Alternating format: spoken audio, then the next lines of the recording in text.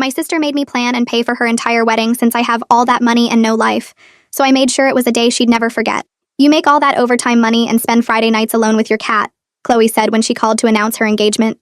I actually have a social life and a man who loves me, so I don't have time for wedding planning. You're going to handle everything and pay for it. Chloe, I can't just... God, you're so selfish. The least you can do is handle my wedding since you literally have nothing else going on in your pathetic life. Maybe if you weren't such a frigid bitch, you'd understand how important this is. Fine, I said. I'll handle everything. She giggled. Finally, you're useful for something. June 15th. Don't bother me with stupid questions, just figure it out. And obviously don't tell anyone you're doing this. It would be embarrassing for people to know I needed help from my loser sister. I started with the venue. Chloe wanted memorable and impressive. The Natural History Museum had just opened their event space full of stuffed dead animals. We're trying to break into the wedding market, the manager said as we walked past a giant dead bear frozen mid-roar. Nothing's more memorable than getting married under a dead eagle attacking a fake fish. Perfect. I put down the deposit. For catering, Chloe demanded mind-blowing food no one would expect. I found a company that specialized in pureed cuisine. Everything is baby food consistency, the owner explained. Mushed peas, pureed carrots, liquefied chicken. We serve it in baby food jars with tiny spoons. It's for people with swallowing issues usually, but I guess we can do events. Everything is mushed up? I asked. Everything. Even the wedding cake. We'll blend it and serve it in bottles. Very unique. I signed immediately. For flowers, Chloe wanted dramatic and bold.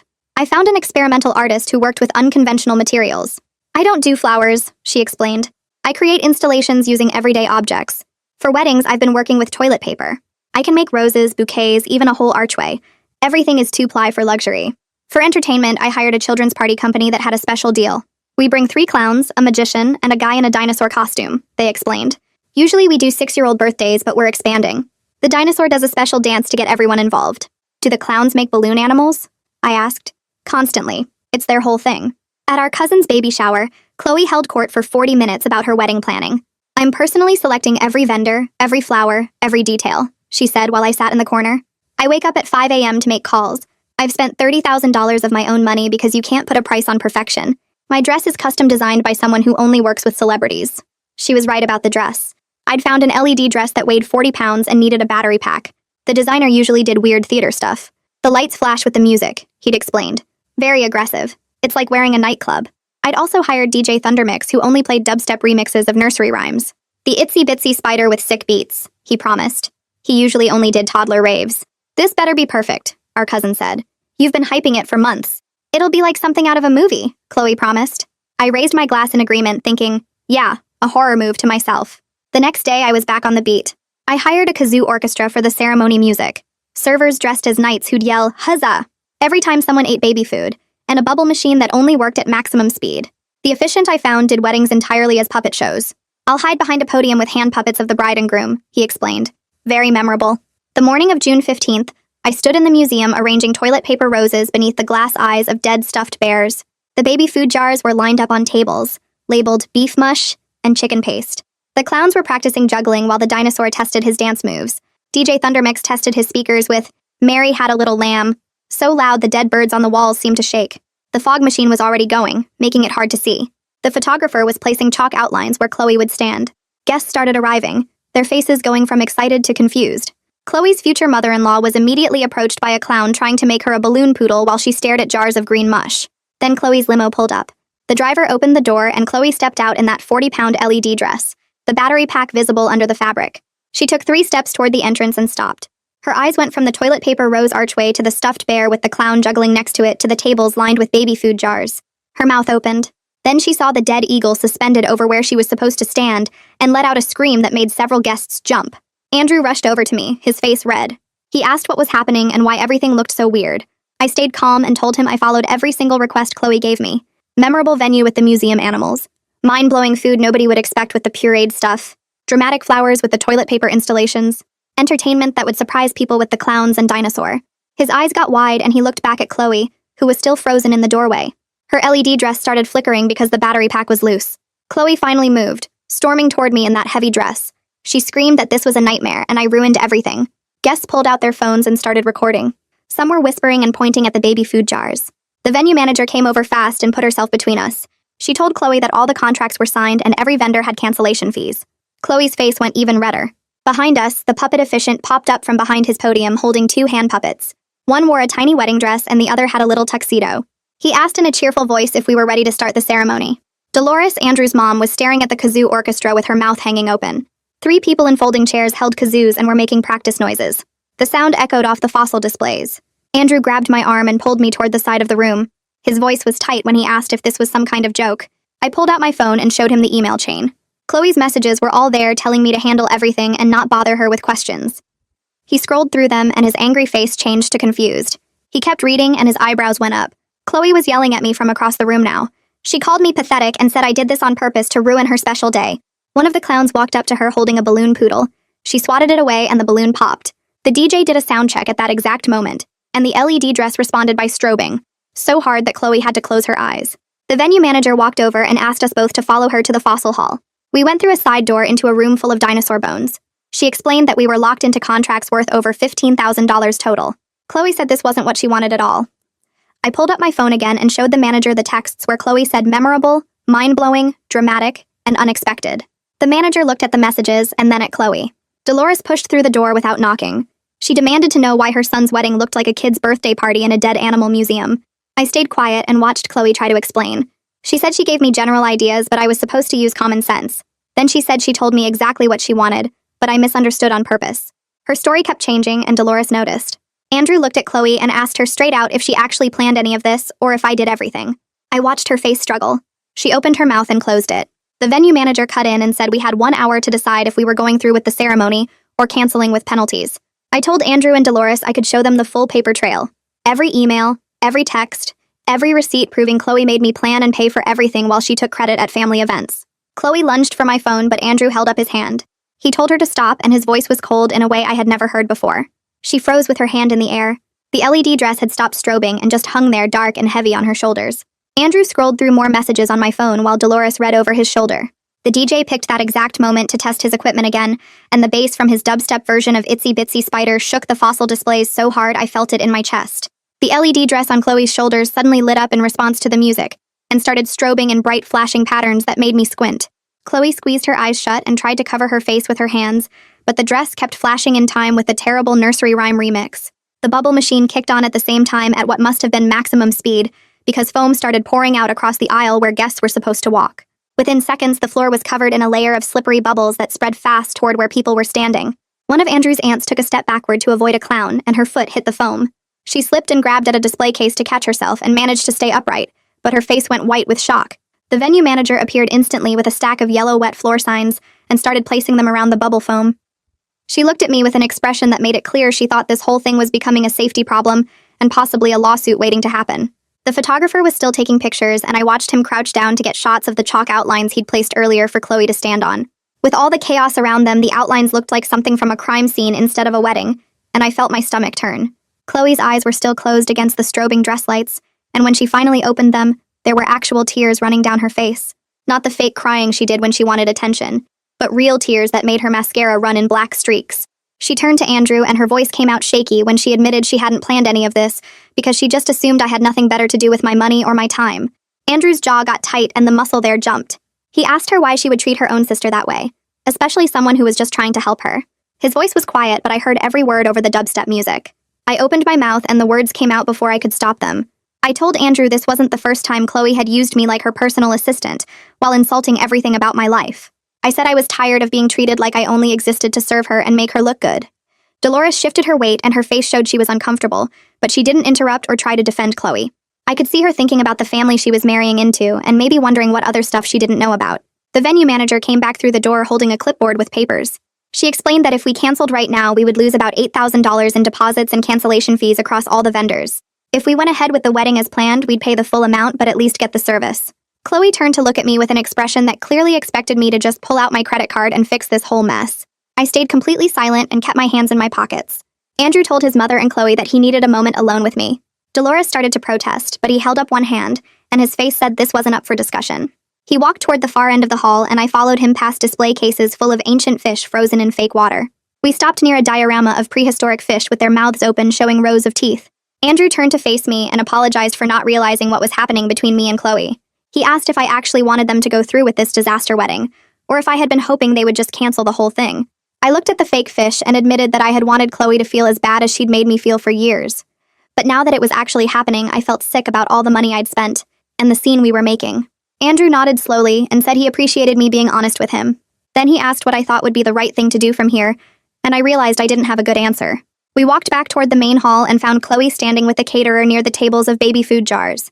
Chloe was insisting there had to be regular food options somewhere, and the caterer was shaking her head and pointing at the contract on her phone. She explained very clearly that everything had been ordered in pureed form and served in baby food jars exactly as specified. I looked around and saw that at least a dozen guests had their phones out filming everything. Some were typing on their screens, and I knew they were posting this to social media right now. The whole situation was spiraling way beyond anything I could control, and panic started rising in my throat. Dolores appeared next to me and asked in a blunt voice if I was willing to pay the cancellation fees to end this nightmare. Her tone made it pretty clear she thought I should pay since I'd caused the problem. I told her I had already spent $15,000 on a wedding where I wasn't even invited to help plan anything. I said I wasn't sure why I should pay even more money to clean up the mess that Chloe had made by lying to everyone. Dolores's mouth got thin, but she didn't argue back. Andrew walked to the center of the hall and raised his voice to talk over the dubstep music. He announced to all the guests that there would be a postponement due to circumstances nobody had expected. His voice stayed steady and apologetic, and he thanked everyone for coming. Some guests looked relieved to escape the chaos, while others looked disappointed, like they'd wanted to see more drama unfold. The three clowns started deflating their balloon animals with sad expressions on their painted faces, and the sound of air hissing out of balloon poodles filled the quiet that followed Andrew's announcement. Chloe grabbed my arm hard enough that I felt her nails through my sleeve and pulled me away from the crowd toward a display case full of stuffed owls. She kept her voice low, but the anger made it shake when she told me I had ruined her entire life, and now everyone would know she was a fraud who couldn't even plan her own wedding. I pulled my arm away and took a step back, so there was space between us. I told her she ruined her own life by treating people like garbage, and then expecting them to smile and say thank you. Her face went red and she opened her mouth to say something else, but the venue manager walked over with a clipboard and asked if we could move this conversation somewhere that wasn't blocking the exit. The manager started talking to the caterer and the DJ about partial payments for their setup time and the hours they'd already worked on site. I did quick math in my head and realized that even with the cancellation, I was still out at least $10,000 between all the deposits and the setup fees. My stomach felt sick when I thought about how much money I'd thrown away just to make Chloe feel bad for one afternoon. The venue manager kept checking things off on her clipboard and asking vendors to sign forms while guests streamed past us toward the parking lot. Some of them were still filming on their phones, and I knew this whole disaster would be all over social media within the hour. Daryl walked over and stood next to me while Chloe argued with the caterer about whether she really had to pay for baby food nobody ate. He said quietly that he'd always thought Chloe was lying about doing the planning herself, because she never knew any details when people asked questions at the baby shower. I looked at him surprised, and he shrugged and said it was pretty obvious to anyone who was paying attention. He told me he'd help spread the real story in the family so I wouldn't get blamed for this whole mess, and I felt grateful enough that my eyes got a little wet. Daryl squeezed my shoulder and said family should tell the truth instead of covering for people who act terrible. He walked away to talk to some other relatives who were standing near the dead bear taking pictures of the chaos. Andrew and Dolores moved to the far side of the hall near the display with the dead eagle catching a fake fish. I could see Dolores making big hand gestures while she talked, and Andrew kept shaking his head. Their voices got loud enough that I caught a few words about embarrassment and honesty, and what kind of person. Finally, Andrew walked back over to where Chloe was still arguing with vendors and told her they needed to have a serious talk about honesty and respect before they could even think about rescheduling anything. Chloe's LED dress had been flickering on and off for the last few minutes, and right then it went completely dark. She was left standing there in a 40-pound black gown that she could barely move in without the lights to distract from how heavy and awkward it looked. She asked Andrew to help her get to the car, but he told her to wait because they weren't done dealing with this situation yet. The puppet officiant walked past us carrying a box with his hand puppets tucked inside, and he looked genuinely sad that he wouldn't get to do his show. I almost started laughing at how weird it felt to feel bad for a guy who did wedding ceremonies with puppets, but I held it in. The kazoo orchestra filed out through the main doors with their instruments under their arms, and nobody said anything to them.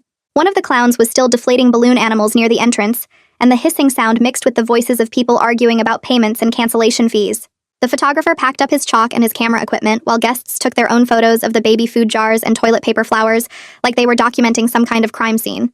Dolores walked over and stood directly in front of Chloe and asked her straight out why she thought it was okay to force her sister to plan and pay for her entire wedding. Chloe started talking fast about how busy she'd been with work, and wedding planning was so stressful, and she just assumed I wanted to help since I had the time and money. Andrew cut her off and said that wasn't what the emails showed. He said the emails showed demands and insults, not requests for help. Chloe's face went pale and she looked at me like she was trying to figure out how much I'd actually shown them. I pulled out my phone and scrolled to the text where she'd called me a frigid bitch with no life, and held it out so Dolores could read it. I watched Dolores's face get hard while she read, and when she looked up at Chloe, her expression was cold. She told Chloe that she raised Andrew to treat people with respect, and she wouldn't watch him marry someone who abused their own family. The threat hung in the air heavy enough that even the venue manager stopped talking to vendors and looked over at us. Chloe started panicking for real now instead of just being angry. Her breathing got fast and her hands were shaking when she realized that her wedding wasn't just postponed, but might be canceled forever. She turned to me with actual fear in her eyes and asked what she could do to fix this. I was so surprised by the question that I didn't have an answer ready. For months I'd imagined her apologizing or begging, but now that it was happening I felt empty instead of satisfied. Andrew looked at all of us standing there in the museum hall surrounded by dead animals and deflated balloons and vendors packing up equipment. He suggested we all go somewhere private to talk through everything away from the remaining guests and vendors. The venue manager looked so relieved to get us out of her museum that she actually smiled for the first time all day. We agreed to meet at a coffee shop in an hour after everyone had time to change clothes and calm down. Chloe nodded without arguing, which was maybe the first time I'd ever seen her accept something without fighting back. I drove home with the radio off and my hands tight on the wheel. The bridesmaid dress I'd bought myself felt scratchy against my skin, and the seatbelt cut across the satin fabric in a way that made me aware of how stupid I looked sitting alone in my car, wearing formal clothes at 3 in the afternoon. I pulled into my apartment complex and sat there with the engine running for a few minutes just staring at my building. Through my living room window on the second floor, I could see my cat pressed against the glass looking down at me. She meowed loud enough that I could hear it through the closed car door, and suddenly I felt so tired that lifting my arms to turn off the ignition seemed like too much work. This wasn't the good kind of tired from a long day at my job or from staying up late doing something fun. This was the kind of tired that came from spending months planning something designed to blow up in someone's face, and then watching it actually happen and realizing that revenge doesn't feel as good as you thought it would. I finally got out of the car and walked up to my apartment where my cat wound around my ankles, meowing about her dinner being 20 minutes late. I changed into sweatpants and a t-shirt and fed her, and then just stood in my kitchen looking at the clock knowing I had 45 minutes before I needed to leave for the coffee shop. The coffee shop was one of those places with mismatched furniture and local art on the walls, and a chalkboard menu that took 5 minutes to read. Andrew and Chloe were already sitting at a corner table when I walked in, and Dolores arrived 2 minutes after me carrying her purse like a weapon. We all sat down and nobody ordered anything for a minute because we were too busy not looking at each other. Andrew broke the silence by saying he loved Chloe, but he couldn't marry her until she took real responsibility for how she treated people, especially me.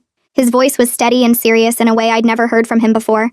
Chloe looked down at her lap and mumbled something that might have been an apology, but it sounded more scared than sincere, like she was trying to say the right words to make this problem go away. I told her I needed more than that. I pulled out my phone and opened the Notes app where I'd been tracking every dollar I spent, and I started reading out loud.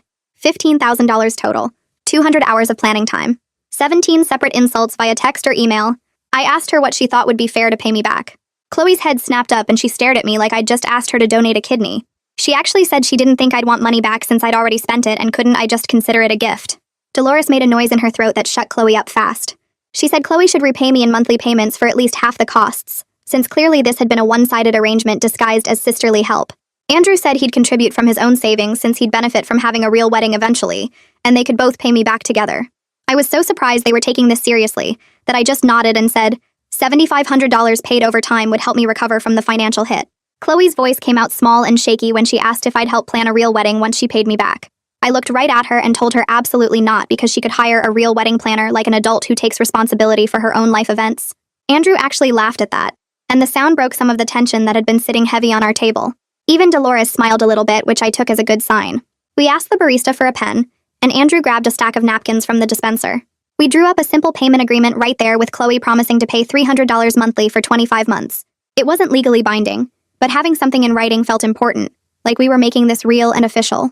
Andrew took out his phone and photographed the napkin from 3 different angles and sent copies to all of us. Dolores leaned back in her chair and told Chloe that she and Andrew would not set a new wedding date until Chloe had made at least 6 payments and showed real changed behavior toward me. Chloe opened her mouth like she wanted to argue, but then closed it and just nodded. That might have been the first time in my entire life I'd seen my sister accept a consequence without fighting back or making excuses or turning herself into the victim. I left the coffee shop feeling weird and off balance, like I'd prepared for a fight that never happened.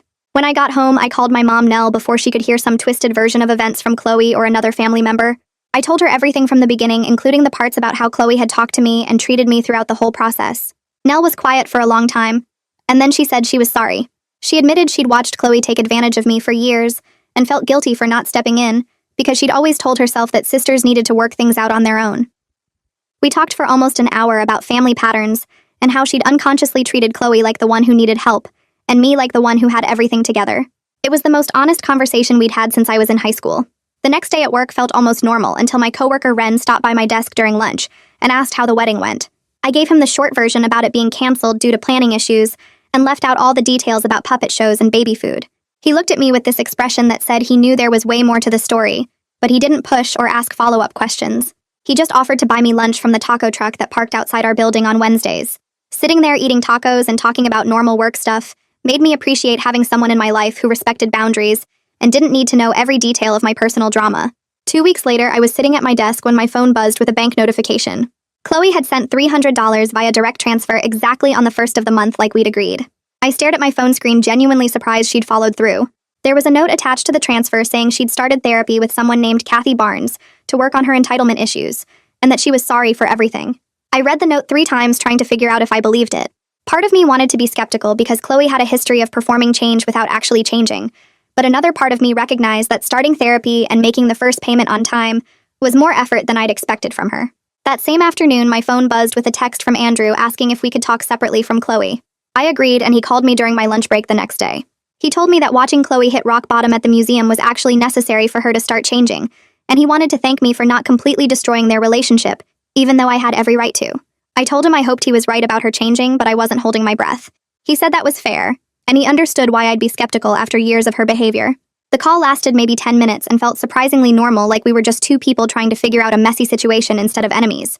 When I got my next paycheck, I looked at my bank account and saw Chloe's $300 sitting there alongside my own money. I decided to take myself out to a nice dinner at the Italian place downtown that I'd been wanting to try for months. I ordered the expensive pasta and didn't feel guilty about the price. After dinner, I stopped at the game store and bought myself a new video game I'd been eyeing. On the way home, I picked up a fancy toy for my cat with feathers and bells that cost more than I'd normally spend. Sitting on my couch that night with my cat attacking her new toy, I laughed at myself for being exactly the stereotype Chloe had accused me of being, alone on a Friday night with my cat, but I was genuinely happy. 2 weeks later, Nell called about a family dinner at her house, and I almost said no, but decided to go. Chloe was already there when I arrived, and she was noticeably quieter than usual. She didn't hold court or dominate the conversation like she normally did. During dinner, she actually asked me about my work with what seemed like genuine interest. It was awkward and clearly took effort for her to do, but it was something. I answered without sarcasm and told her about a project I was working on.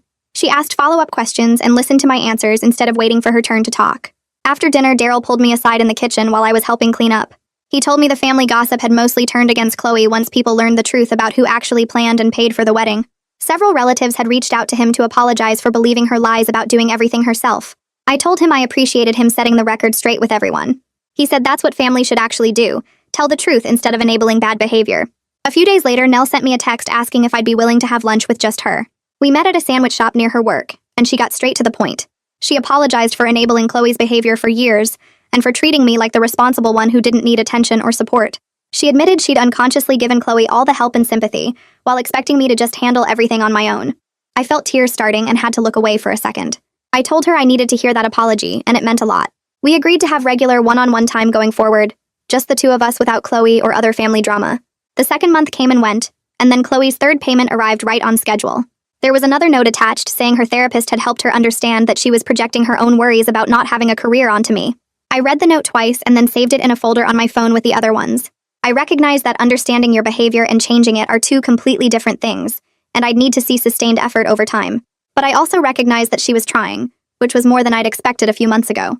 I decided to book my own therapy session through my work's EAP program to process the anger I'd been carrying around for years. I called the number and got set up with someone who had an opening the following week. Sitting in the therapist's office, I explained the whole wedding situation and my relationship with Chloe. The therapist helped me see how I'd enabled Chloe by never setting boundaries or saying no to her demands. She gave me homework about noticing when I was people-pleasing versus genuinely helping someone. A week after that session, Andrew texted asking if I wanted to meet for coffee. We sat at a corner table and he showed me the simple courthouse ceremony plan he and Chloe were considering for 6 months from now.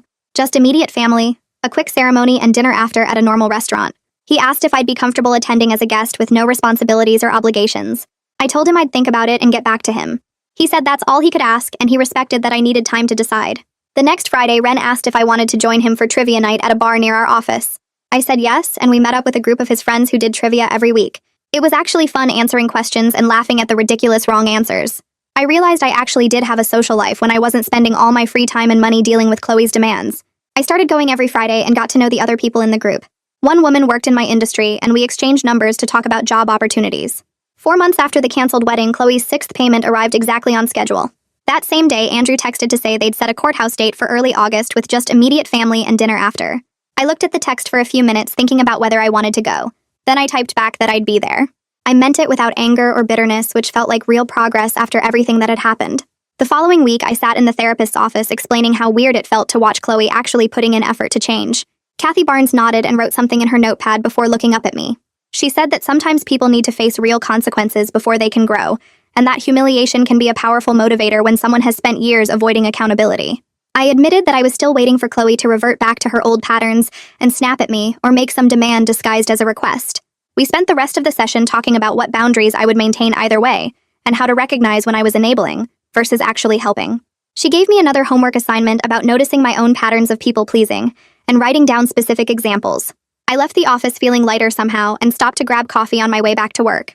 That evening, my mom called while I was making dinner. She said she was proud of how I handled everything, and that she'd been thinking a lot about her own behavior over the years. She admitted that she had fallen into a pattern of favoring Chloe's drama over my stability, because I never seemed to need as much attention or support. We talked for almost an hour about how easy children often get overlooked, while difficult ones get all the focus and emotional energy. She said she was sorry for assuming I was fine just because I didn't create chaos and for expecting me to always be the responsible one who fixed things. I had to put the phone down for a second because I started tearing up and didn't want her to hear me crying. When I picked it back up, I told her that I really needed to hear that apology, and it meant more than she probably realized. We agreed to have lunch together every other week going forward, just the two of us without Chloe or other family drama taking over the conversation. 2 days later, I got an email from the venue manager saying they were issuing a small partial refund for the bubble machine malfunction that caused the slipping incident. The check arrived in the mail a week later for $300, and I immediately went online to book myself a weekend trip to the beach. I chose a small hotel right on the water and made reservations at a seafood restaurant I'd been wanting to try for years. At work the next day, I mentioned the trip to Ren during our lunch break, and he started laughing. He said I was finally living the no-life lifestyle Chloe accused me of having, and I should lean into it completely.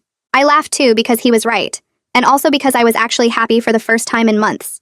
The beach trip was exactly what I needed, and I spent 2 days walking on the sand and reading books and eating good food without thinking about family drama or wedding disasters. When I got back, Chloe texted asking if we could meet for coffee before the courthouse ceremony. I agreed to meet at a public coffee shop near my apartment with a specific time limit of 1 hour. We sat at a corner table away from other people, and she thanked me for giving her a chance to prove she was changing. She admitted that the wedding disaster was the wake-up call she needed, even though it was the most humiliating experience of her life. She said her therapist had helped her see that she was treating people like tools instead of actual human beings with their own feelings and needs. I listened without interrupting and noticed that she seemed genuinely uncomfortable talking about her own behavior instead of deflecting or making excuses. At our second coffee meeting a week later, Chloe brought her therapy journal and showed me pages where she'd been tracking moments when she felt entitled or dismissive of others.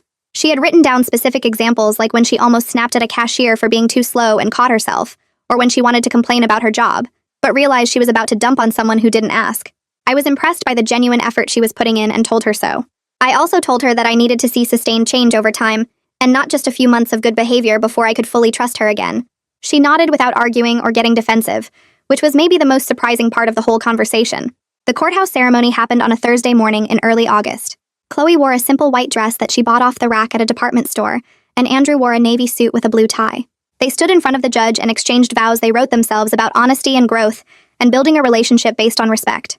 Dolores cried happy tears and kept dabbing at her eyes with a tissue while Andrew's dad patted her shoulder. I stood next to my mom and watched them promise to hold each other accountable, and I felt genuinely glad for them in a way I couldn't have imagined 2 months ago. After the ceremony, we all took photos on the courthouse steps, and Andrew hugged me and whispered thank you in my ear. We went to a small Italian restaurant for dinner after with just immediate family. The owner seated us at a long table in the back and brought out plates of pasta and bread and salad. Halfway through the meal, Chloe stood up and tapped her water glass to get everyone's attention. She thanked me publicly for not giving up on her completely, and acknowledged that she had treated me terribly for years. She said she was sorry for taking advantage of me, and for all the cruel things she said about my life and my choices. The table went quiet and uncomfortable, but I could tell it was necessary for her to say it out loud in front of everyone. After dinner, several family members pulled me aside privately to say they respected how I handled everything, and that they were glad to see our family becoming healthier. My mom stood up near the end of dinner and made a toast about family being people who hold you accountable while still loving you. She said that real love means telling hard truths and setting boundaries and not enabling destructive behavior.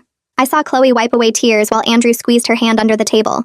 Daryl caught my eye from across the table and raised his glass with a knowing smile, and I felt like maybe our family was actually becoming healthier instead of just pretending everything was fine.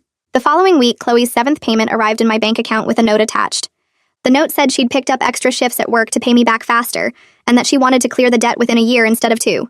I was touched by the initiative and texted her that I appreciated the effort she was making. She responded within minutes with a simple thank you, and I saved the text message along with all the payment receipts. That evening, I posted a measured update in our family group chat, thanking everyone for their support during a difficult time. I said I was looking forward to moving forward with healthier relationships and better communication. Several relatives responded with heart emojis and supportive messages, and even Dolores sent me a private message saying she was glad to have me as family, and that she admired how I handled everything with grace. 3 months after the courthouse ceremony, Chloe texted asking if I wanted to come to a small dinner party at her and Andrew's apartment. I said yes and showed up on a Saturday evening with a bottle of wine. Their apartment was small but clean with photos of the courthouse wedding on the walls and a couch that looked like it came from a secondhand store. 4 of their friends were already there sitting around the living room with drinks, and I recognized one guy from the original wedding guest list. Chloe introduced me to everyone and explained that I was her sister and that they'd all heard the real story about the museum disaster. One woman laughed and said Chloe had become annoyingly self-aware since the wedding imploded and wouldn't stop analyzing her own behavior. Chloe smiled and admitted she was working on finding balance between awareness and obsession because her therapist said she was overthinking everything now. Everyone laughed and the conversation moved on to other topics while I sat on the couch sipping wine. I realized halfway through the evening that I wasn't tense or waiting for an insult. Chloe kept pulling me into conversations and asking my opinion on things like I was actually part of the group. She told a story about work and included a detail about how I'd given her advice that helped, and I felt surprised that she'd remembered. Andrew caught my eye from across the room while Chloe was talking and mouthed, "Thank you," and I understood he meant for not giving up on them completely. I nodded and he smiled before turning back to his conversation. The dinner party ended around 10, and I drove home feeling lighter than I had in months. Chloe's 8th payment arrived 2 weeks later right on schedule. By month 9, she was actually ahead on payments, having sent larger amounts twice when she got bonuses at work. I checked my bank account and saw that she'd already paid back over half of what she owed. I used some of the money to build an emergency fund that I'd been putting off for years, and enrolled in 2 professional development courses that would help me move up at work. One course was about project management, and the other was advanced software training that my company would partially reimburse. I spent Tuesday and Thursday evenings working through the online modules and felt good about finally prioritizing my own future, instead of managing everyone else's problems. My coworker Ren noticed I seemed happier, and I told him I was taking classes, and he said it was about time I invested in myself. Thanksgiving arrived in November, and our whole family gathered at my mom's house like we did every year. The dynamic felt different from the moment I walked in. Chloe was helping in the kitchen and actually asked our aunt about her new job instead of talking about herself. I sat at the table during dinner and spoke up when I disagreed with something my uncle said about politics, instead of staying quiet like I usually did.